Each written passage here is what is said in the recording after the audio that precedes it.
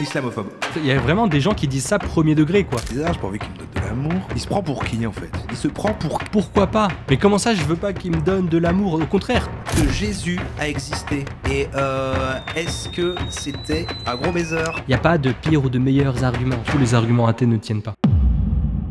Il y a un non-croyant qui a réagi à une de mes vidéos et je propose qu'on regarde ça ensemble, qu'on la commente et puis qu'on voit ce qui s'est passé parce qu'il a nommé sa vidéo « Il détruit les athées », entre parenthèses « Je deviens chrétien ». On va voir ce qu'il en est, est-ce qu'il est devenu chrétien? Regardons ça ensemble, c'est parti, ça va être passionnant. Alors, on va tout de suite parler de Jésus, notre Seigneur et Sauveur Jésus-Christ. En vrai, je suis intéressé par cette vidéo premier degré. Je me demande sous quel angle c'est fait. C'est par la chaîne Le Cateau de Service. Eh oui, on ne l'invente pas. Je réponds aux pires arguments athées. Le Cateau de Service s'est fait, on digresse beaucoup aujourd'hui, s'est fait démonter par l'irréductible athée. En live d'ailleurs, c'était drôle. Ah, j'aurais bien voulu voir ça, tiens. L'irréductible athée, c'est marrant. Attends, il y a quelqu'un qui s'appelle l'irréductible athée et il a débunké le Cateau de Service. Bah, il y a un cateau de service, il faut bien qu'il y ait un irréductible athée, pourquoi pas. Mais tiens, j'ai pas vu cette vidéo ou ce live, j'y étais pas. S'il y en a qui ont été, dites en commentaire qu'est-ce qu'il a dit à ce sujet, et puis s'il a débunké, comment. Le monde est incroyable. Bon, moi j'avais envie de voir ça quand même. Parce qu'honnêtement, je sais pas trop comment on peut débunker, j'ai l'impression d'être assez factuel, mais... pourquoi pas. Surtout que ChatGPT me l'a décrite. Le Cateau de Service réfute plusieurs arguments athées concernant la foi chrétienne, en insistant sur la compatibilité de la foi avec la raison, en la démontrant la solidité historique de l'existence de Jésus. La vidéo présente des arguments qui sont bien ancrés dans la tradition chrétienne et sont largement défendus par des théologiens et historiens. Ça a l'air intéressant. Eh ouais, on se base pas sur n'importe quoi, hein. On essaye de reprendre les travaux des théologiens, histoire que ce soit fiable, quand même. Et d'ailleurs, l'Église enseigne aussi que la foi peut être accessible rationnellement. Et même, elle dit que dans Dei Filius, il me semble, dans le Concile Vatican I, il y a une phrase qui dit quelque chose du style « Si quelqu'un dit qu'on ne peut pas connaître Dieu avec certitude à travers la lumière de la raison humaine et des choses créées, qu'il soit anathème. » Autrement dit, si quelqu'un dit qu'on ne peut pas être sûr de Dieu rationnellement à travers ce qu'on voit du monde, bah en fait, cette personne-là est en contradiction avec l'enseignement de l'Église. Et c'est quand même très fort. L'Église catholique enseigne que la foi doit être aussi rationnelle. Et qu'en fait, la foi aveugle, bah, en un sens, c'est pas une foi complète. C'est pas ça, la foi chrétienne. Moi, je trouve ça très beau, en tout cas. Et c'est aussi pour ça que j'essaye d'en parler sur les réseaux. C'est à ça que sert aussi l'apologétique, c'est-à-dire la défense rationnelle de la foi chrétienne. Mais on continue. Moi, en vrai, là, évidemment, bah, c'est marrant de voilà les gens Jésus et tout, mais ici, on respecte les croyances de tout type. Et surtout, je suis assez curieux de voir comment ils réfutent des arguments athées. Alors, je pense pas que c'est en mode clash, mais plutôt, voilà, j'entends ça et machin, et bon, ça peut nous éduquer. Moi, j'adore en apprendre plus sur le... Je suis content qu'il y ait cette ouverture-là, vraiment, de son côté. C'est très cool. J'aime beaucoup, personnellement, discuter avec des athées, parce que, enfin, ça dépend. Il y a des athées hyper militants, mais dans ce cas-là, on sent quand même qu'il y a une recherche intérieure tellement grande qu'en fait le militantisme traduit une forme de refus obstiné, donc là c'est un petit peu plus compliqué de discuter, c'est plus idéologique plutôt que rationnel dans ces cas-là, mais avec des personnes athées qui sont sincèrement ouvertes à la réflexion et qui voilà, ont parfois des objections mais qui sont saines en fait. Dieu dit et tu aimeras le Seigneur ton Dieu de tout ton cœur, de toute ton âme, de toute ton intelligence. C'est bien pour qu'on s'en serve, notre intelligence. Donc je suis très content de discuter avec des athées, des agnostiques, des gens d'autres religions qui sont sincèrement ouverts à la discussion. Et jusque-là, ces discussions-là sont parmi les plus passionnantes de toute ma vie, en fait. Donc, très chouette. Je suis content de voir une vidéo à ce sujet aussi. Sur Jésus. Est-ce que vous connaissez la loi de Brandolini? Il dit que s'il faut 10 secondes pour dire une bêtise, il faudra plusieurs minutes pour expliquer en quoi c'est une bêtise. Si je dis l'horizon est plat, donc la terre est plate, ça m'a pris quelques secondes, mais il faudra quelques minutes pour dire que cette réflexion n'est pas correcte. En matière de foi, c'est pareil en fait. Mais essayons de le faire quand même avec les pires arguments athées qu'on m'ait sortis jusque-là. Le premier, c'est les personnes qui me disent « je peux pas croire en Dieu parce que la religion dit il faut pas réfléchir, mais juste croire ». C'est vrai, bah c'est le principe de la foi, quoi. On peut pas... il faut y croire, il faut y croire. Moi, je me suis dit un truc l'autre jour, même s'il y avait une preuve irréfutable de Dieu, je me dirais, mais pour qui il se prend, en fait? Genre, de faire en sorte que des milliards d'humains sur la Terre, comme ça, lui vouent un culte. Littéralement, Jésus, il a créé le fait que c'est les années. Genre, on est en 2024. Après... C'est pas Jésus qui a fait ça, mais les chrétiens qui, après, étaient tellement marqués par Jésus.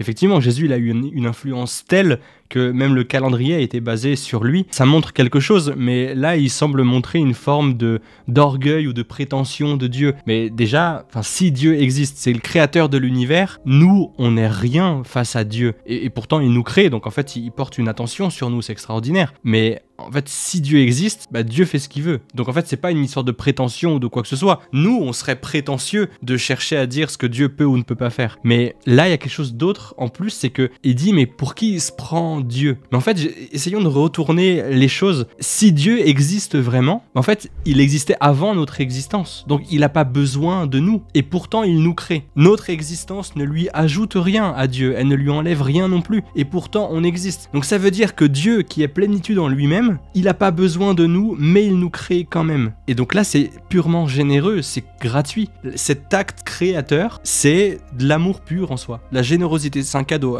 la vie, voilà. Tiens, et viens, profite avec moi, sois vivant avec moi, aime et sois heureux avec moi au paradis. C'est pour ça qu'il nous crée. Mais il nous laisse libres, donc en fait, il y a des gens qui finissent en enfer s'ils refusent obstinément Dieu en connaissance de cause. Donc c'est quand même assez précis, mais Dieu, il nous crée pour le bonheur éternel avec lui au paradis. Ça, c'est quand même extraordinaire, et il n'est pas forcé de le faire. Mais il y a l'inexistence d'un côté, et il y a le bonheur parfait éternel de l'autre.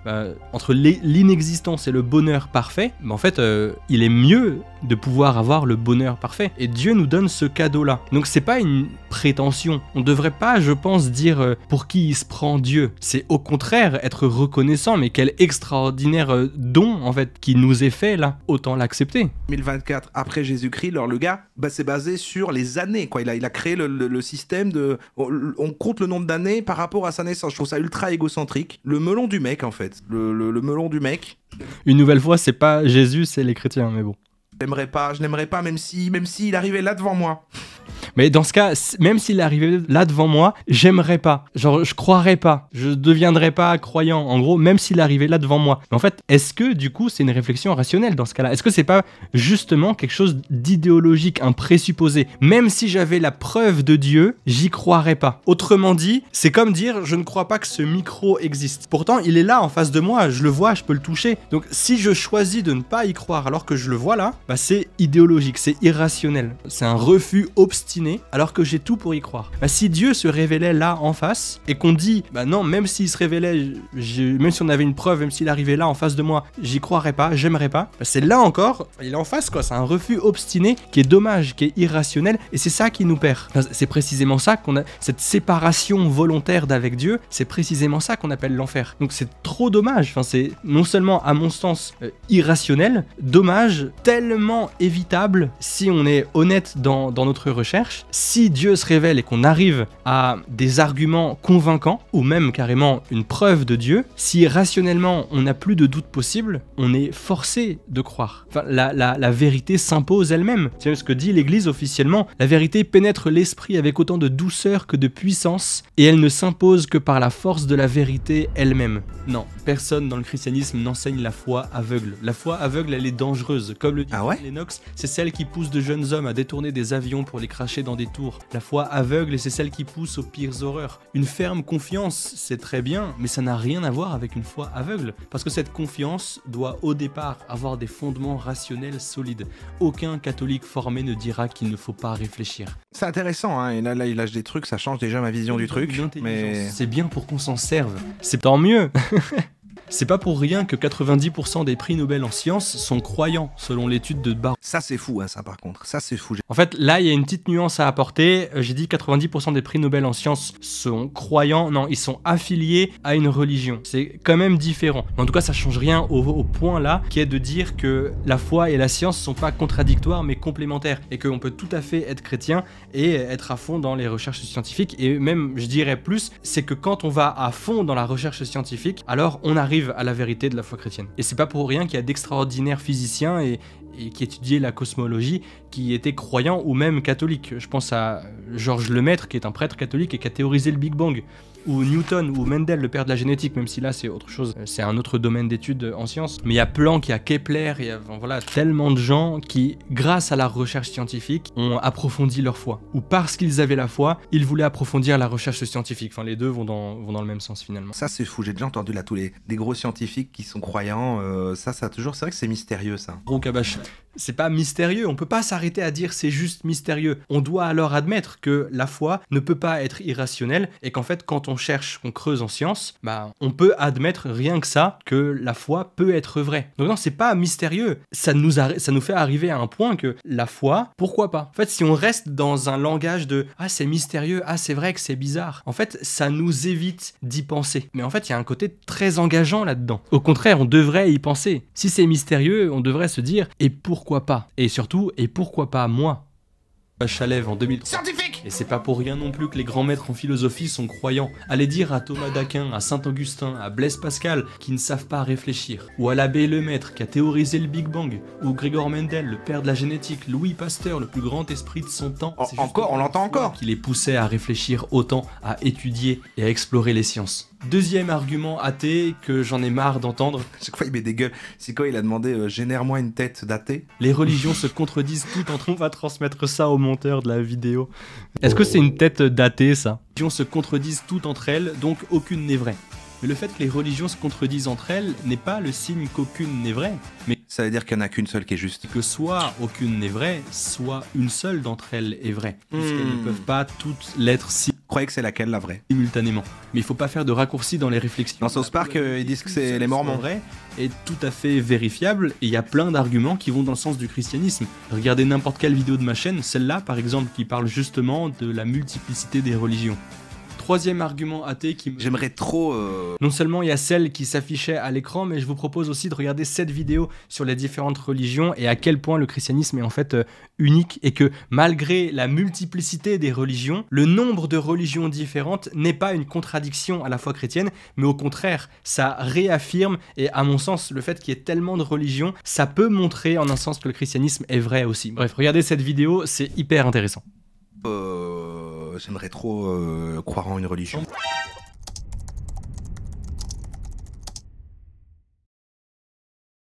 Complètement raté. Et ça, c'est une vraie remarque. Hein. Mais la Bible n'est même pas d'accord avec la théorie de l'évolution, donc elle ne peut pas être vraie.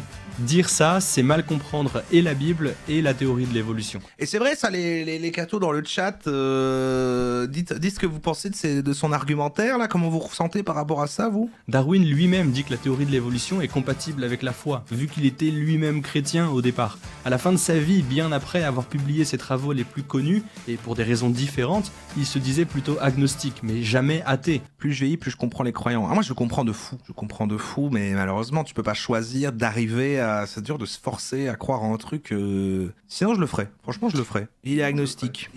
Ça c'est hyper intéressant, tout à l'heure il y avait dans les mots choisis ce qui pourrait laisser croire à un manque d'ouverture, mais en fait c'est hyper intéressant d'entendre ça, de dire, si je le voyais, j'y croirais, si j'avais voilà la conviction intérieure quoi. Et il dit on peut pas se forcer à croire, et en soi c'est vrai, mais on peut en tout cas chercher et faire des efforts pour chercher la vérité et aller voir jusqu'au bout tous les arguments de la foi chrétienne, l'apologétique en soi. Et je pense qu'arriver à un bon nombre d'arguments, comme l'enseigne l'Église, à un moment donné, la vérité s'impose par la force de la vérité elle-même. Et on devient croyant, intellectuellement du moins. C'est-à-dire d'abord comme Blaise Pascal, il a découvert intellectuellement la vérité de la foi chrétienne, mais dans le cœur c'était encore un peu sec, c'est-à-dire que c'était pas une foi vivante, joyeuse, quoi, aimante, mais c'était juste intellectuellement, ok, je sais que c'est vrai, donc je sais que je suis chrétien, mais pourtant, il n'y a pas cette compréhension du cœur. Et dans ce cas-là, rien n'empêche personne de prier en fait. On peut laisser une chance au produit. Si la foi chrétienne c'est une relation avec Dieu, pourquoi ne pas essayer de prier? Je veux dire, on n'a absolument rien à perdre.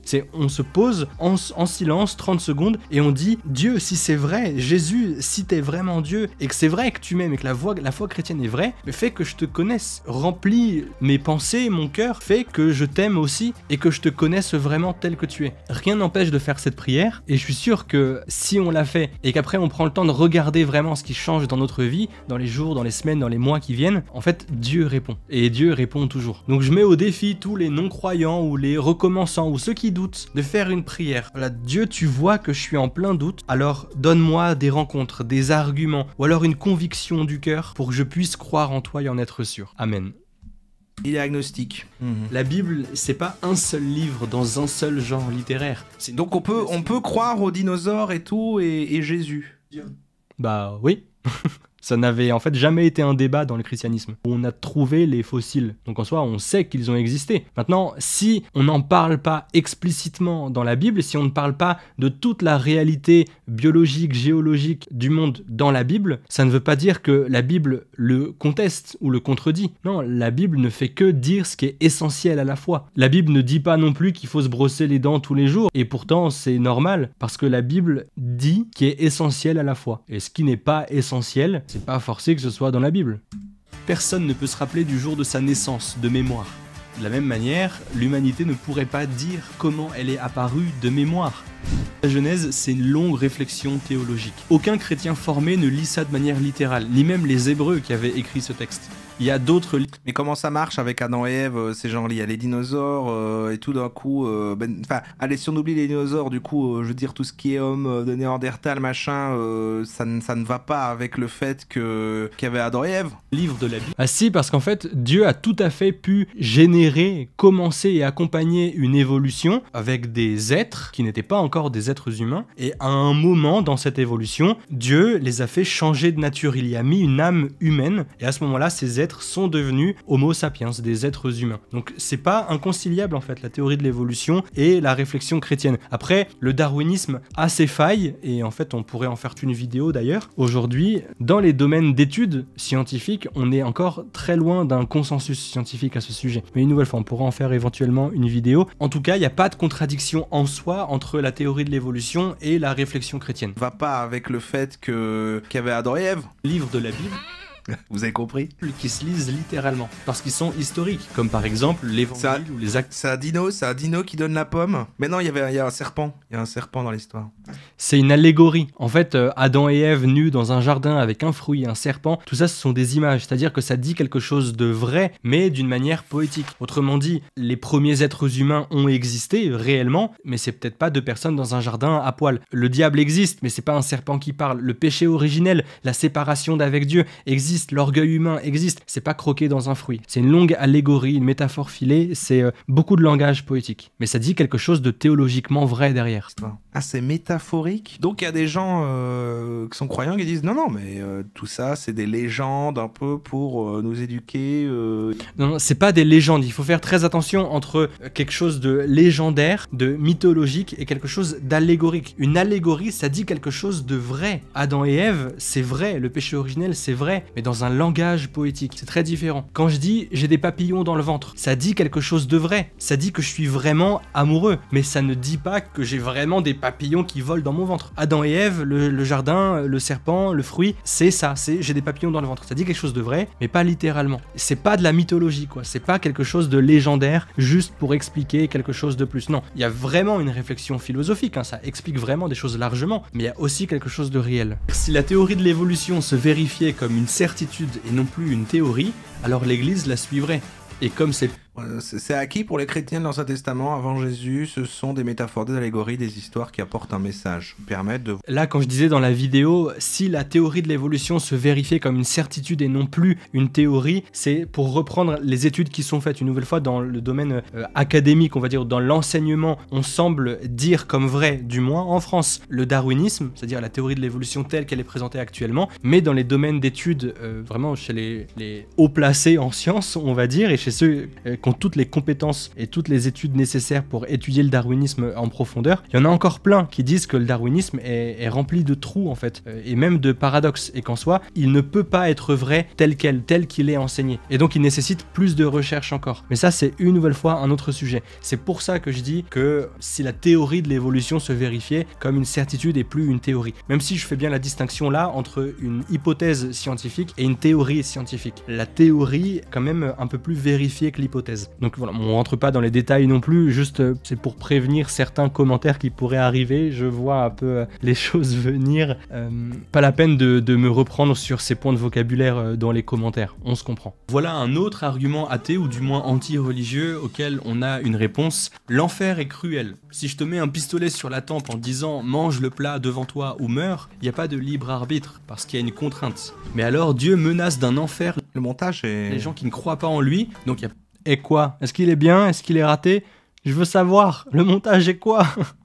Donc il n'y a pas de libre arbitre là non plus, il y a un paradoxe dans la foi. Mais là encore, dire ça, L'argument des images est tout pété, genre les artistes sont trop cons pour comprendre que ne sont que des images et critiquent que les caricatures et pas le fond et les dérives des propos religieux. non, c'est pas ce que j'ai dit, hein.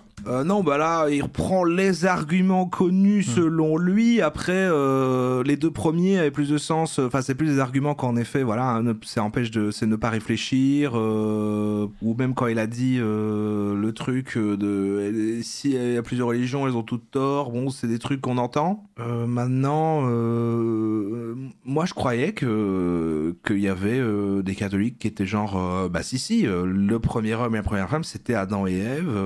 C'est peut-être juste sur le côté, ils sont arrivés là comme ça un jour. Non, effectivement, les chrétiens ne pensent pas que Adam et Ève sont arrivés, pouf, comme ça. Dieu les a créés, certes. Dieu, comment est-ce qu'il les a créés? On ne sait pas exactement. S'il y a des études qui nous disent qu'il y a une longue évolution, alors d'accord, et le christianisme suit ces réflexions-là. Mais une nouvelle fois, cette longue évolution n'empêche en rien le fait que c'est Dieu qui l'a généré, qui l'a accompagné, qui à un moment donné a mis une âme humaine dans ces êtres qui sont devenus des êtres humains, qui donc se sont séparés en quelque sorte, qui ont été distingués radicalement des animaux et de n'importe quelle autre créature. Un être humain n'est pas un animal. Il a peut-être des caractéristiques similaires dans son corps, mais en fait un être humain, il a une conscience de soi qui est bien plus développée que n'importe quel animal. Il a la liberté, c'est-à-dire il a l'intelligence et la volonté qui est bien plus développée que n'importe quel autre animal. Les animaux peuvent avoir une forme de volonté, mais cette volonté elle est fixée sur des pulsions. Une pulsion pour se nourrir, une pulsion pour se reproduire, etc. L'être humain, il a la volonté pour réagir à ces pulsions, pour les guider, pour les freiner, pour y répondre ou non. Donc c'est encore plus complexe et l'être humain a aussi l'intelligence bien plus développée. Et c'est cette unité entre intelligence et volonté qui fait la liberté humaine et ce qui caractérise l'être humain et ce qui le distingue radicalement des animaux ou des plantes. C'est-à-dire que les animaux ont aussi une âme animale, quelque chose qui les anime, qui les fait vivre. Anima en latin, c'est ce qui anime, ce qu'a donné le mot âme en français. Donc les animaux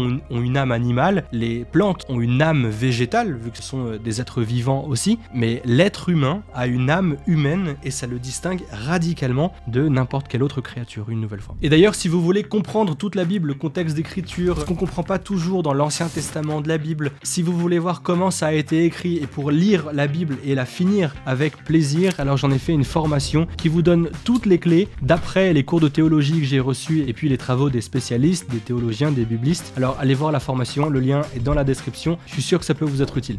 À propos de l'enfer. L'enfer, c'est pas une punition de Dieu, jamais. On est créé pour le paradis, Dieu nous y veut. C'est de l'éducation positive. Donc si on ne le veut pas, on s'auto-condamne à un état. Ah, ce sont des créationnistes. Un créationniste. Oh, je me souviens, il est mort maintenant, il fait plus de YouTube. Avec Dieu, c'est ce qu'on appelle l'enfer.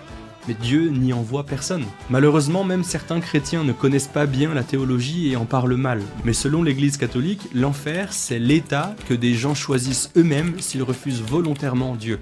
Ce qui est hors du bien absolu et de l'amour parfait. Parce qu'il est miséricordieux. Si jamais tu crois, ouais, tu peux tirer au paradis. La souffrance et du mal complet, c'est inévitable, une question de définition. Si on sent la réflexion arriver là, c'est cool. Si Dieu est le bien pur, alors refusez le... C'est pour ça qu'il vaut mieux y croire le plus tard possible, parce que du coup, tout ce qu'il y a eu avant ne comptait pas parce que t'es pardonné, alors que si tu crois vite au début, t'es obligé de suivre tous les préceptes, machin, d'aller dire j'ai péché, donc on a le temps. Bien. Non, dire que je croirais à la fin de ma vie, je serais baptisé à la fin de ma vie, bon, c'est un peu jouer sur les mots et profiter de Dieu en quelque sorte. Là, non, je veux dire, c'est pas parce que Dieu pardonne et qu'il est miséricordieux qu'il faut en jouer, en abuser et en profiter pour faire le maximum de mal possible tout en sachant que Dieu va me pardonner. Non, Dieu, on se paye pas sa tête non plus. Il est miséricordieux, donc ça nous engage dès maintenant. Si on prend conscience de la vérité de la foi chrétienne, ne pas en vivre de manière cohérente dès maintenant, bah en fait ce serait incohérent. Mais il y a quand même des gens dans l'histoire qui se convertissaient et puis qui étaient baptisés à la fin de leur vie, au moment de leur mort, parce que par le baptême tous les péchés sont pardonnés et donc ils en profitaient un petit peu en quelque sorte. Mais une nouvelle fois, c'est pas le plus cohérent. Ça se faisait, mais aujourd'hui plus. Enfin, sauf si quelqu'un n'est pas baptisé, qu'il est en danger de mort, et là évidemment on le baptise. Et c'est pas comme si en fait il avait fait exprès de retarder son baptême toute sa vie. Et c'est quand même des circonstances bien particulières. C'est se condamner à la souffrance, volontairement. Donc l'enfer n'est pas agréable, forcément. Mais s'il est peuplé, il ne l'est que de volontaires. L'enfer, c'est Il y a des fautes qu'on pardonne pas ? Liberté, justement. Dieu nous... Est-ce qu'il y a des fautes qu'on pardonne pas ? Non, tout est pardonnable, sauf si la personne ne veut pas être pardonnée. C'est ce que Jésus appelle dans l'évangile le blasphème contre l'Esprit Saint. C'est le fait de refuser l'amour même de Dieu. Ou alors de dire que ce qui est Dieu est en fait mauvais. Ça, c'est en fait quand on le pense, on s'obstine là-dedans, et en fait on ne veut même plus reconnaître Dieu, et on ne veut même pas être pardonné. Et ça, c'est une décision radicale et définitive, dans le sens où si il y a plein de gens qui me posent la question, par exemple, qui me disent et qui m'écrivent par message et qui sont en panique en disant « Je crois que j'ai commis le blasphème contre l'Esprit Saint, est-ce que Dieu peut me pardonner ?» Alors calmons-nous, parce que si on regrette quelque chose et si on a peur d'avoir commis le blasphème contre l'Esprit Saint, globalement c'est qu'on l'a pas commis, parce que le blasphème contre l'Esprit Saint, c'est refuser le pardon de Dieu, c'est une obstination complète, on ne change pas d'avis après ça. Et donc en fait, voilà, tant qu'on regrette, tant qu'on demande pardon à Dieu, il pardonne tout. Dieu, la seule chose qu'il ne pardonne pas, c'est pas quelque chose qu'il ne peut pas pardonner ou qu'il ne veut pas pardonner, c'est quelque chose que la personne ne laisse pas être pardonnée. Autrement dit, la seule manière de ne pas être pardonné par Dieu, c'est de ne pas vouloir être pardonné. Bref, je me répète un peu, tout ça pour dire, voilà, est-ce qu'il y a des fautes qui ne sont pas pardonnables ? Non, tout est pardonnable, sauf ce qu'on refuse d'être pardonné. Bon, Dieu ne nous y veut pas, mais il respecte le choix des personnes qui préfèrent pourtant ça à Dieu, par orgueil, par vanité, par leur choix progressif qui les pousse à ne même plus vouloir être sauvés, ou ne plus croire qu'ils peuvent l'être, et à finalement refuser toute possibilité d'amour de Dieu pour eux. Ou encore les gens qui voient Dieu mais refusent l'amour qu'il propose. Il y en a aussi, malheureusement. C'est bizarre, j'ai pas envie qu'il me donne de l'amour. Il se prend pour qui en fait ? Il se prend pour... Pourquoi pas ? Mais comment ça je veux pas qu'il me donne de l'amour ? Au contraire, tout dans notre vie est axé sur ça. Le sens de la vie, tous nos actes, tous nos choix sont faits parce qu'on veut aimer et être aimé. Enfin je veux dire, tous, prenez n'importe lequel. On veut aimer et être aimé, et de là découlent absolument tous nos actes dans la vie. Même les choses mauvaises. Les choses mauvaises qu'on fait, c'est une tentative d'être heureux, d'aimer et d'être aimé sans Dieu. Il y a Harvard qui avait fait une étude sur je sais pas combien de dizaines d'années sur plein de personnes, et ils avaient montré en fait que quel est le sens de la vie, qu'est-ce qui provoque le bonheur chez les gens, et ils avaient dit du coup la conclusion de ça, c'est que les gens heureux, ils disaient qu'ils étaient heureux parce qu'ils avaient pu développer des bonnes relations avec les autres. Ils avaient pu aimer et être aimés. Et c'est ça qui fait le bonheur. Donc en fait, on ne peut pas dire je veux pas recevoir d'amour. Non, c'est juste faux. Ou alors, ça veut dire qu'on a une mauvaise conception de l'amour. On s'imagine que niais, tout rose, un monde de bisounours, waouh, c'est l'amour. Non, l'amour vrai, je veux dire, c'est quelque chose qui prend aux tripes, quoi. L'amour vrai, l'amour de Dieu, c'est un amour sacrificiel. C'est l'amour d'une mère pour son enfant. C'est l'amour d'un parent pour son fils qui donne tout, qui l'éduque, qui l'aime inconditionnellement. Et c'est l'amour aussi d'un enfant pour ses parents, une forme de respect, une forme de reconnaissance pour l'éducation reçue, pour plein de choses. Il n'y a pas que ça, évidemment, mais c'est pour dire que l'amour, et même l'amour dans un couple en fait, c'est un don de soi complet à l'autre, tout en étant une réception complète de l'autre. L'amour échangé, vraiment. On peut pas dire « je veux pas qu'il me donne de l'amour ». C'est faux, notre vie entière est une aspiration à aimer. Il faut s'en rendre compte, quoi. En fait, il se prend pour qui ce Dieu ? Il ne veut pas l'enfer pour nous. On n'est pas censé y aller. Et si des gens le choisissent, on pourrait dire que c'est un choix stupide, dommage, incohérent, oui. Mais si des gens choisissent d'y aller en refusant Dieu, Dieu respecte ce choix. Voilà un autre argument athée, je mets des guillemets parce que c'est à peine un argument en fait, enfin toute cette liste-là c'est typiquement les pires arguments athées. Il y en a des meilleurs qui nous font réfléchir, mais ceux-là ils sont pas réussis. Pour la majorité des croyants, Dieu est... Bah dis-les, 5e erreur pour la majorité des croyants. Omnipotent. Dis-les, je pense qu'on pourra en faire une vidéo sur les meilleurs arguments athées, même si en fait je crois pas qu'il y en ait des meilleurs en soi. Le fait de dire ici que c'était les pires arguments, c'est une manière de jouer avec les codes sur YouTube quoi, pour avoir un titre un peu accrocheur, mais c'est en fait les arguments qui reviennent le plus souvent parmi les athées. Il y en a des meilleurs quand même dans la mesure où il y a des arguments philosophiques qui vont un peu plus loin sur par exemple le mal moral et le mal naturel. Si Dieu existe, pourquoi est-ce que le mal existe? Même si cette question-là, on a la réponse depuis un bon moment et que le mal en lui-même n'est pas une contradiction suffisante pour réfuter Dieu, on va dire. Il y a cette existence du mal, il y a la question du libre arbitre aussi, avec, mais ça aussi c'est lié au mal. Donc en fait non, on pourrait dire que le plus grand, le meilleur argument athée, c'est la tentative d'une réfutation de Dieu par l'existence du mal. Mais en fait, ça fait un bon moment qu'on voit que ça ne tient plus. Tout ça pour dire, je ne crois pas qu'il existe de bons arguments. Il n'y a pas de pires ou de meilleurs arguments. Tous les arguments athées ne tiennent pas. C'est un peu provoque, j'avoue, dit comme ça. C'est pas un jugement ou un manque de respect pour les athées. On pourrait voir ça plutôt comme un encouragement à creuser ces arguments, à aller au bout et à finalement se rendre compte de soi-même qu'ils ne tiennent plus pour réfuter philosophiquement, je veux dire. Dieu. Omnipotent et omniscient. Donc sa parole est parfaite et donc valable en tout temps et en tout lieu. Si c'est pas le cas, si sa parole n'est plus applicable, c'est qu'elle n'est pas parfaite. Et si la parole de Dieu n'est pas parfaite, alors Dieu n'est pas parfait. Pourtant, un bon nombre de croyants passent leur temps à parler d'un contexte pour justifier les horreurs de leur livre. Or, parler de contexte et donc d'un autre temps, c'est dire que la parole de Dieu n'est pas applicable, donc Il est énorme cet argument. pas parfaite, donc pas divine. Je trouve que ça, c'est quand même plus un argument d'athée. On dirait des débats catholiques du genre j'ai des doutes. Mon père, j'ai des doutes.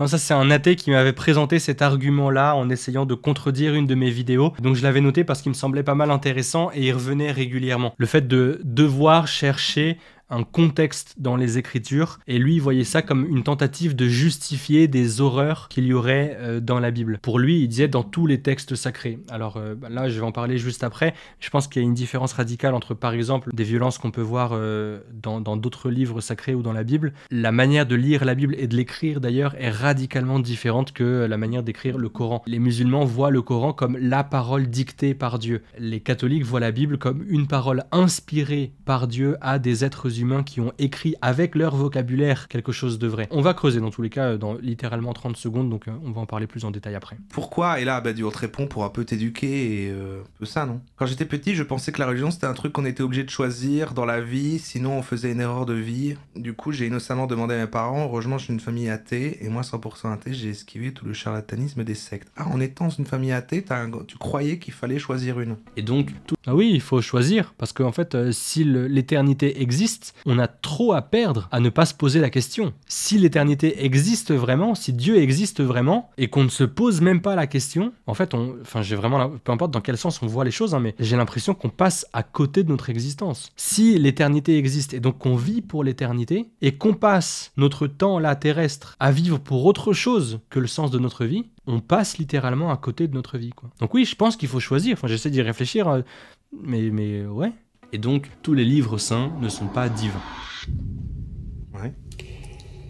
C'était long, hein, c'est vrai. Là, c'est une plus grosse question, on va se pencher dessus. Allons-y point par point. On est d'accord sur le fait que tous les livres considérés comme saints ne sont pas divins. Je suis chrétien, je ne crois donc pas que le Coran soit la parole de Dieu. Je parlerai donc de la Bible. Cette idée n'est islamophobe. Valable que si le livre qu'on a est une parole de Dieu dictée. Cancel pour moi, immédiatement. Et puis c'est un peu dommage, il y a vraiment des gens qui disent ça premier degré, quoi. Dès qu'on dit je suis chrétien donc je crois pas que le Coran soit vrai, en fait plein de gens vont commencer à dire islamophobe, etc. Mais non, c'est juste cohérent. Évidemment qu'un musulman dira je suis musulman, je ne crois donc pas que la Bible soit vraie. Et encore, il y a des musulmans qui disent que la Bible originale a été falsifiée, et donc il y a des musulmans qui disent que la Bible ils y croient, mais pas la Bible actuelle. Bon, ça n'a à mon avis aucun sens parce que la Bible actuelle, on a juste des preuves historiques et archéologiques que c'est bien la Bible originale, mais c'est une autre question. Tout ça pour dire à tous ceux qui disent non c'est islamophobe, ou à tous ceux qui vont dire à des musulmans ou à des juifs c'est christianophobe ou j'en sais rien, et ben en fait c'est juste pas cohérent, c'est dommage. C'est évident que quelqu'un qui n'y croit pas ne va pas reconnaître ça comme vrai, enfin c'est dans les termes. C'est là qu'apparaît la partition, la parole de Dieu inspirée. Mais là il faut mettre une nuance, ça concerne tout dans la Bible sauf pour ce que dit l'évangile, puisque là c'est Jésus lui-même qui parle, pas un homme inspiré. Et on croit que Jésus est Dieu, donc quand Jésus parle,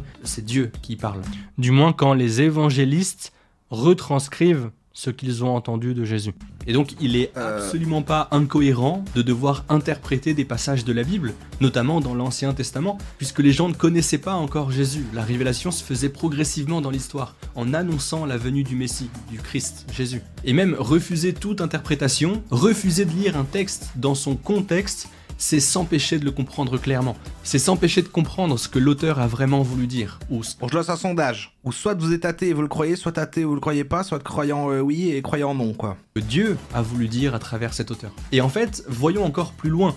Tout dans la Bible est toujours actuel dans ce que ça dit de Dieu et de l'humanité. De manière... Ça parle de l'IA, des trends TikTok. On pourrait dire... Il y a quand même des athées qui disent qu'ils sont convaincus, hein. Il y a des croyants qui disent qu'ils restent convaincus, donc relativement normal. Il y a des athées qui disent qu'ils sont pas convaincu. J'avoue que c'est quelque chose qui m'intéresse particulièrement, ça. Je discute avec vraiment beaucoup d'athées, hein. Il y a vraiment beaucoup de gens qui m'écrivent dans les messages. Il y a beaucoup de gens qui changent d'avis, ou du moins qui nuancent leur positionnement. Ce serait pas mal intéressant de voir une nouvelle fois qu'est-ce qui fonctionne pas dans l'argumentaire du point de vue d'un athée. Parce que dans mon expérience, la question, quand on va au bout des choses, quand on a entendu toutes les objections, quand on a donné toutes les réponses possibles, ou du moins celles qu'on avait, mais en fait ce qui reste, c'est pas qu'on n'est pas convaincant, c'est qu'on ne veut pas être convaincu. Et donc qu'est-ce qui ici n'est pas suffisant? J'aimerais bien voir s'il y a autre chose que ça. Jusque là, tout ce que je vérifie encore et encore et encore, c'est que quand on va au bout des choses, l'athéisme chez les gens qui restent athées, le reste par idéologie, et souvent ils le disent d'eux-mêmes, hein, c'est pas quelque chose que j'invente comme ça, que je lâche, il n'y a rien d'insultant ou de méprisant, très loin de là, hein, je veux dire qu'on se comprenne bien. Souvent, ces athées, ce qu'ils admettent aussi, c'est qu'alors ce positionnement athée, ce choix de l'athéisme, et donc ce refus de la croyance, bah, c'est un positionnement idéologique plus que rationnel. Ils ne veulent pas être convaincus, ils ne veulent pas avoir à répondre aux exigences morales que propose le christianisme. Donc c'est très profond, c'est très complexe, mais pour ça il faut aller justement au bout de la réflexion. Et donc c'est pour ça que je suis d'autant plus intéressé par toutes ces personnes qui répondent athée et non, athée et je suis pas d'accord, je suis pas convaincu. Pourquoi exactement? Quels sont, est-ce qu'on peut aller encore plus loin que ça ou pas? Ontologique. La Bible, c'est pas un manuel de trucs et astuces. Et d'ailleurs, si vous voulez, j'en ai fait un cours. Mais c'est quand même une forme de guide, pas manuel de trucs et astuces, mais ça dit ce qu'il faut faire et pas faire. Pour moi, pour moi, c'est ça le centre qui est cool dans une croyance, quoi. C'est, maintenant, j'ai un guide pour comment je vais me comporter. Ça, oui, aussi, c'est vrai, mais pas que. C'est pas une histoire d'interdit et de permis, c'est pas une histoire de tu fais ça, tu vas au paradis, tu fais ça, tu vas en enfer. Il y a des choses, avec une ligne directrice, une forme de règle morale, mais c'est aussi une manière, un apprentissage, une méthode pour apprendre à discerner le bien et le mal, à voir le bien et à voir le mal pour le refuser et suivre le bien. Donc c'est une école de discernement, une école pour reconnaître Jésus, reconnaître Dieu et pouvoir le suivre. Donc il y a effectivement une ligne directrice, il y a effectivement des choses à faire et ne pas faire, mais le gros du sujet, c'est pas tant une histoire de permis et de défendu, c'est une histoire de discernement, quoi. Choisir le bien pour le suivre et reconnaître le mal pour l'éviter. Ça c'est bien, ça c'est mal, je dois plus me poser de questions, je dois pas travailler avec mon vécu et le fait de me renseigner sur comment fonctionne le monde, les gens et notre époque et créer mon propre sens moral et mes réflexions au cas par cas suivant les situations. Non, c'est juste je vais suivre ça et c'est une tranquillité d'esprit qui a l'air super.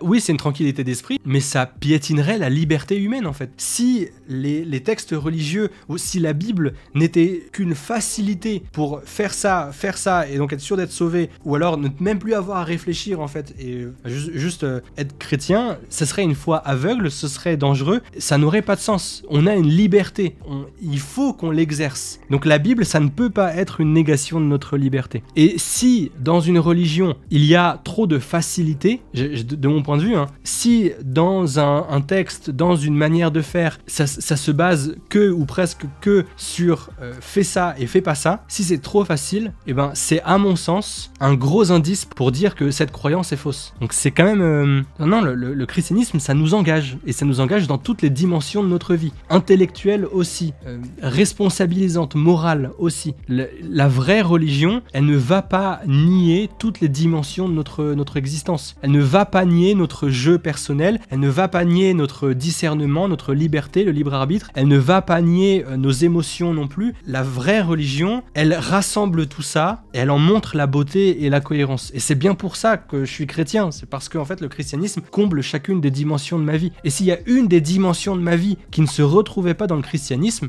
il y aurait une lacune, il y aurait un manquement. Et alors, j'aurais là un gros indice pour dire que ça ne vient pas de Dieu. Or, tout ce que je peux vivre, je peux y trouver une réponse cohérente et suffisante dans le christianisme, et donc c'est un bon argument pour dire que ça vient bien de Dieu. Super, qu'il n'y a pas que dans la religion, d'ailleurs on peut avoir ça dans plein de domaines, mais pour moi c'est ça quoi, c'est ça. Cours en ligne, dont le lien est dans la description pour ceux qui veulent. Je mets au défi n'importe qui de lire la Bible et de me dire que dedans il a trouvé. Pourquoi les guides ça serait mieux qu'un sens moral? Je dis pas que c'est mieux, je dis que c'est plus relaxant quoi.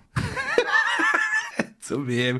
Jamais John Fitzgerald Kennedy n'aurait laissé faire ça. C'est-à-dire qu'il y a 42 millions d'Ukrainiens. 7% sont des chrétiens. 70% sont des chrétiens. Et le pape reste au Vatican. Au lieu d'aller à Kiev et de dire « Tuez-moi !» Je représente le Christ. Je représente le Christ. Bon, pardon Rara si tu dors. Il fallait que je la fasse en entier. Trouvez aucun lien avec sa vie.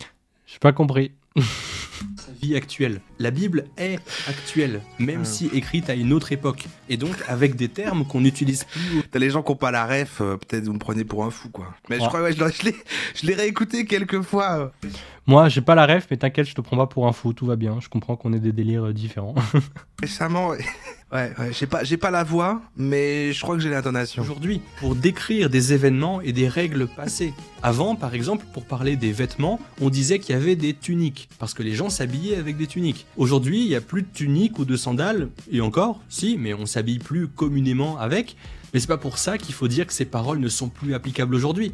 Parce qu'avant de parler de tunique, ça parle juste de vêtements. Avant de parler de champs, de bétail, ça parle de travail et du fruit du travail. Avant de parler de serviteurs et de servantes et de maîtres, ça parle de nos proches et des personnes dont on a la responsabilité, etc. Mais la dernière fois qu'on avait regardé aussi le frère Paul Adrien machin, il parlait aussi de travail là. C'est quoi ces trucs de... En fait, les cathos, ils adorent le travail. Ah, etc. Non, c'est une manière d'être responsable et d'avoir notre place dans la société. Par le travail, on sert à la communauté en fait. On devient réellement utile. C'est bien pour ça aussi que pour les chômeurs qui sont en recherche de travail, il y a une vraie difficulté. Pas seulement dans le fait de ne pas gagner d'argent pour payer son loyer ou sa bouffe, mais dans le sentiment de ne pas servir à la société. Quand je reçois des messages de plein de personnes qui sont en recherche de travail et qui en souffrent, c'est ce qui en ressort. C'est que d'un côté, on a besoin d'argent pour vivre et c'est le travail qui nous amène un salaire, mais en même temps, par le travail, on a notre place dans la société. Donc en fait, c'est pas une question d'aimer à tout prix le travail et de vouloir juste faire des efforts au travail, non. Mais par là, on peut réellement avoir un rôle dans la communauté, dans la société. Et on se rend bien compte, il y a plein de gens qui travaillent, qui ont une vie relativement confortable et qui voient pas encore toute la réflexion qu'il y a derrière. Mais c'est une fois qu'ils perdent leur travail ou une fois que ils arrêtent d'œuvrer pour la société, qu'ils se sentent inutiles et qu'ils voient qu'en fait le travail c'est quelque chose de nécessaire, etc. Et tout ça, c'est toujours entièrement actuel. Parfois, il est aussi question de guerre, de meurtre, etc. Mais relisez ces passages avec ce qu'il y a avant et après, bref, le contexte. Quand il est question de violence dans la Bible, c'est pour la condamner, pour en montrer le mal et ne plus le refaire. C'est justement donné en contre-exemple. Moi, je me souviens quand même du passage dans la Bible où Jésus, il sort en lance-roquette et il défonce tout le monde. Même, il est écrit... Ah oui, énorme passage, le plus connu de l'évangile. Que Dieu tuerait des gens, là encore, il faut le relire. Ce sont des mots humains, même très humains, qui décrivent le sentiment de culpabilité du peuple quand il s'est écarté de Dieu, de lui-même. Ça l'a donc mené à des conflits, donc des morts, que les gens comparaient à une punition divine pour le péché du peuple. Vous voyez toute la nuance. Et ce que ça dit, c'est que le peuple s'est enfoncé dans le mal par sa propre faute, ce que Dieu ne voulait pas, et pourtant il va quand même l'en sortir. Parce que partout dans la Bible, il y avait elle dans 300 Dieu veut sauver l'humanité. Okay. C'est précisément pour ça que c'est trop drôle. Il y a toute une réflexion sur le mal, sur la Bible, sur le péché, la culpabilité, sur la violence et tout.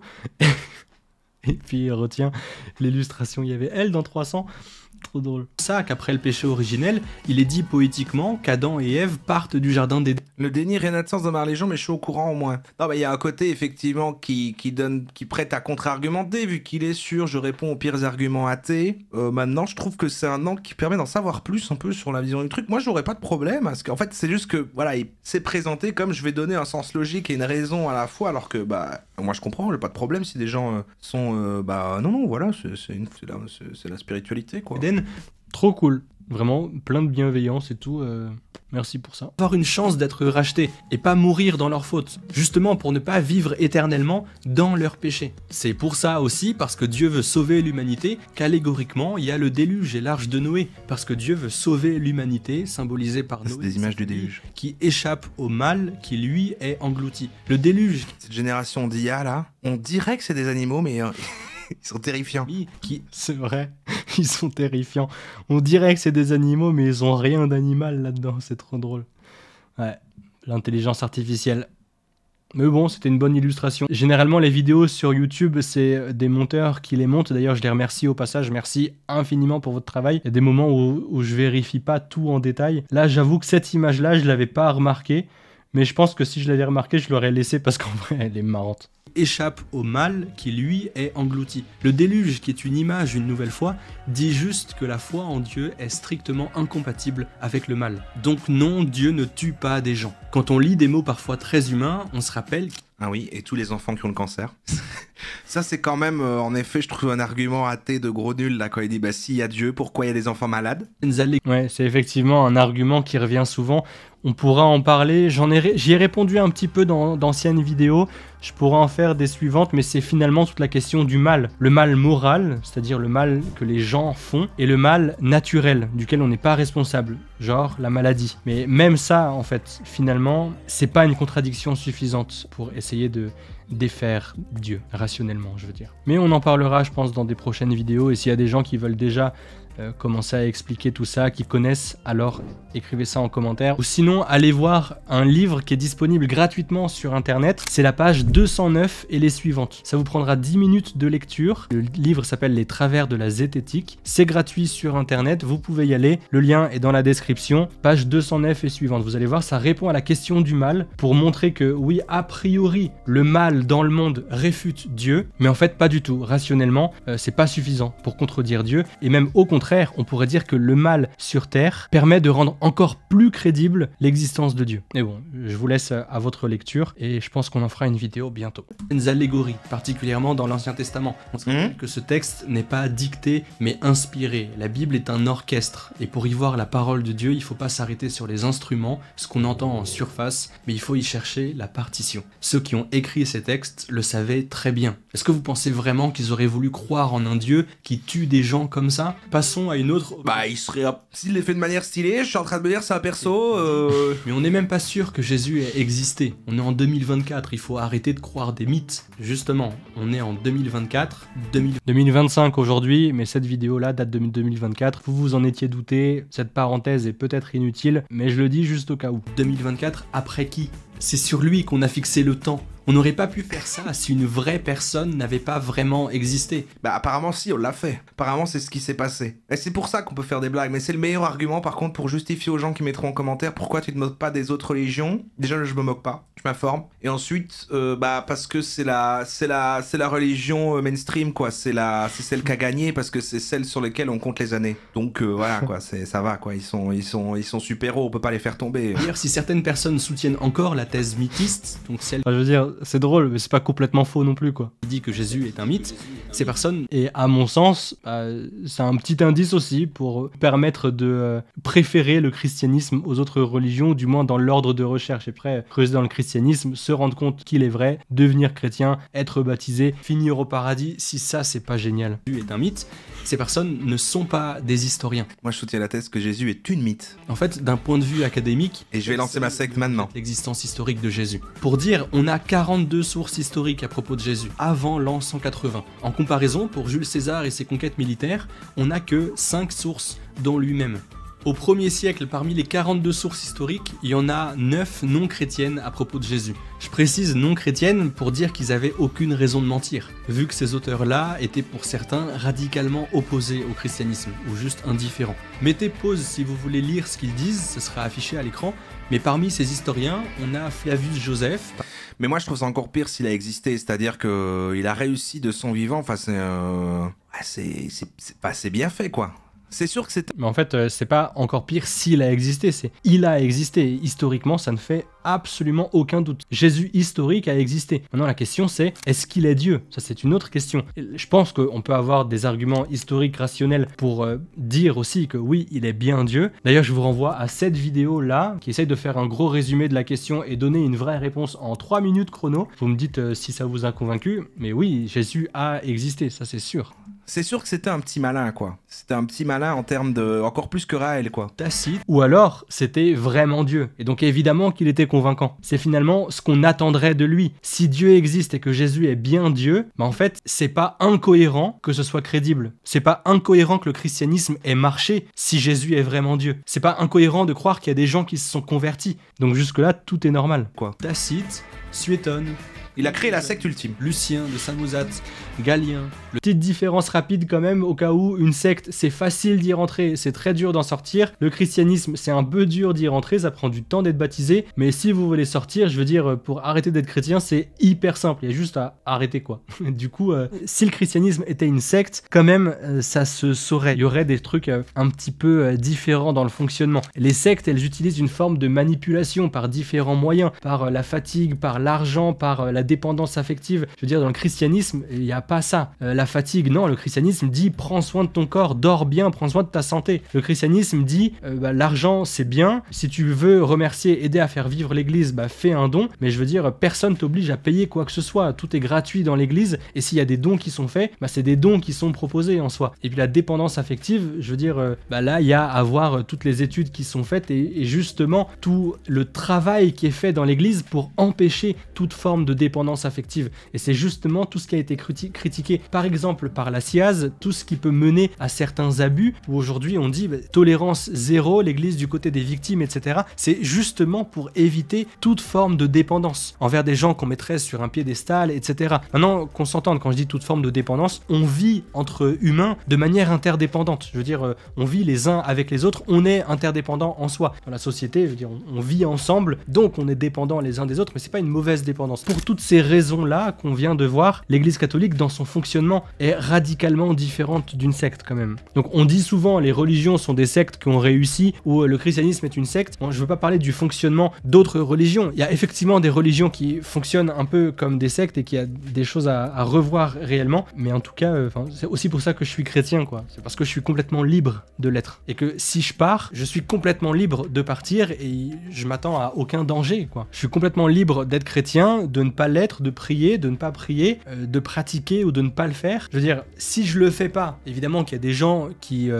vont essayer de discuter avec moi pour dire Victor, est-ce que t'es sûr, est-ce que fais attention, etc. Mais si au final je dis non, je les envoie tous bouler, je peux. Et c'est ça la grande différence. Je suis libre en fait. Mais justement, cette liberté, il me semble qu'elle est la plus grande au moment où je choisis d'être chrétien et de pratiquer la foi chrétienne. Le Samosate, Galien, le Talmud, Cels, Marabar Sérapion, entre tous les chrétiens qui, pour la plupart des auteurs, ont vu Jésus puisqu'ils ont vécu avec lui. Plus récemment, quand je dis que je suis libre, je fais plutôt référence à mon libre arbitre, parce que la liberté elle-même, c'est la capacité qu'on a à faire le bien, c'est-à-dire pouvoir discerner le bien et le mal et à choisir le bien. Ça, c'est la liberté, et donc c'est pour ça que je disais qu'elle est la plus grande au moment où je suis chrétien et je pratique la foi chrétienne, parce que c'est là-dedans que je peux réellement faire le plus grand bien.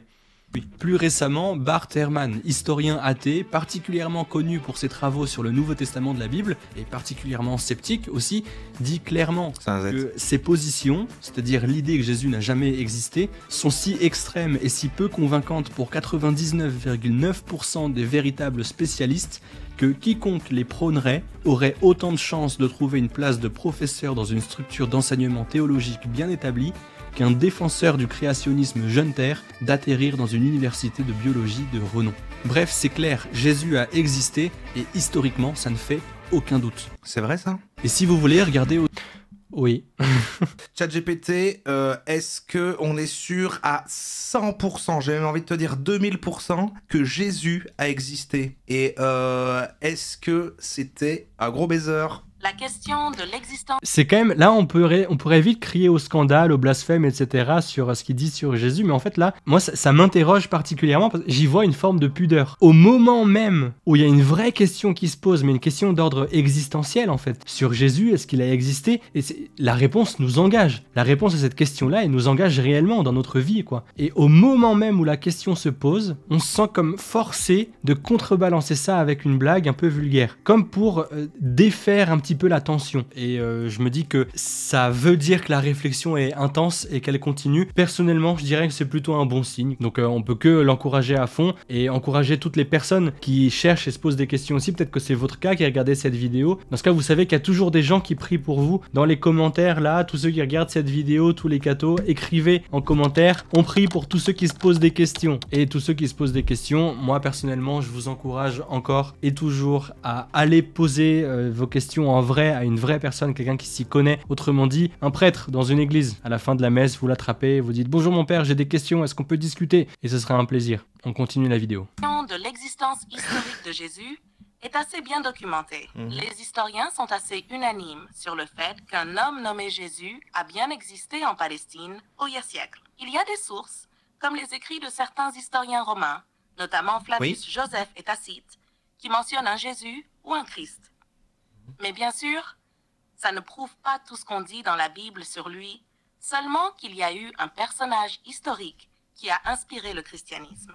En revanche, on peut, avec d'autres écrits historiques des premiers siècles, avec les historiens dont je parlais un peu plus tôt dans cette vidéo d'ailleurs, Tacite, Suétone, Pline le Jeune, Flavius Joseph, etc., avec les pères de l'Église aussi, donc les écrits des chrétiens et des non-chrétiens, on peut croiser les sources en fait et voir que ce qu'on dit de Jésus dans la Bible est bien vérifiable et vérifié. Et ça nous donne des bons arguments pour le christianisme. Mais c'est évidemment un approfondissement du sujet vers lequel n'ira pas ChatGPT. Forcément, qui dans son programme en lui-même a une forme de neutralité implantée. Pour ce qui est de ta deuxième question, il n'y a rien dans les textes historiques ou religieux qui indiquerait que Jésus était un gros baiser.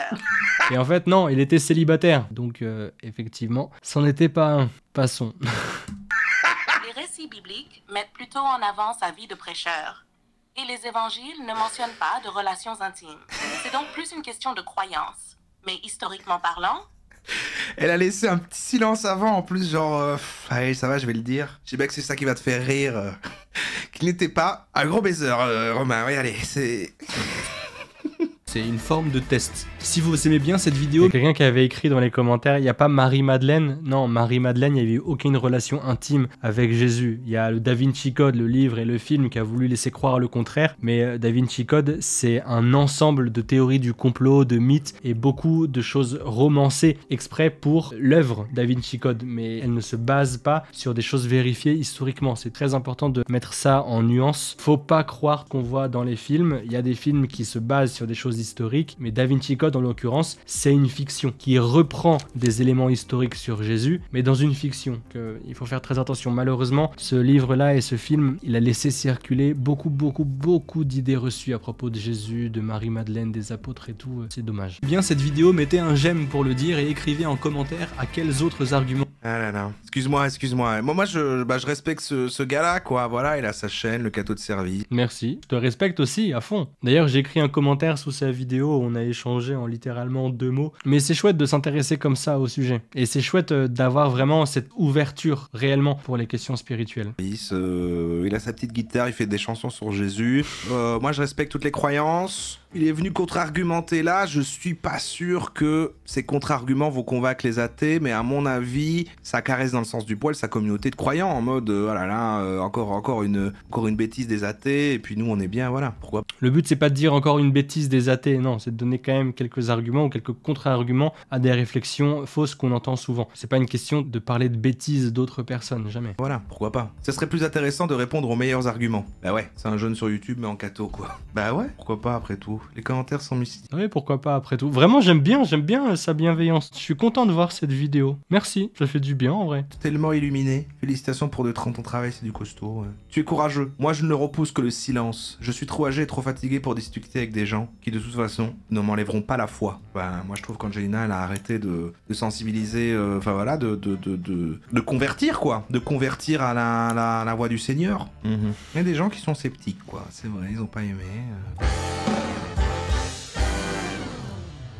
En tout cas, il y avait des vraies réflexions, il y avait une vraie ouverture, j'ai l'impression. Forcément, ça fait son petit bonhomme de chemin, la conversion, elle n'est pas instantanée chez tout le monde, mais c'est chouette de voir cette forme d'ouverture une nouvelle fois et de pouvoir dire en fait que il n'est pas fermé à la question, il est vraiment pas. Il y a une forme de bienveillance, j'ai l'impression de voir une forme de recherche. La réflexion derrière, elle est honnête, elle est sincère, et personnellement, je trouve ça beau. Donc tous mes encouragements à ceux qui se posent des questions sur la foi, à ceux qui essayent de vérifier le christianisme intellectuellement, rationnellement. Personnellement, c'est par la raison, par les arguments que je suis resté catholique. Alors je vous encourage à fond à chercher, évidemment. Jésus dit lui-même, cherchez et vous trouverez. Alors bon courage, et si vous êtes encore là, regardez cette vidéo et abonnez-vous. Merci à tous ceux qui soutiennent cette chaîne financièrement. C'est grâce à vous qu'on continue de faire des vidéos, le plus souvent en format court, mais aussi en format long comme celui-là. Alors n'hésitez pas à m'envoyer vos suggestions de vidéos à faire dans les commentaires ou par message privé.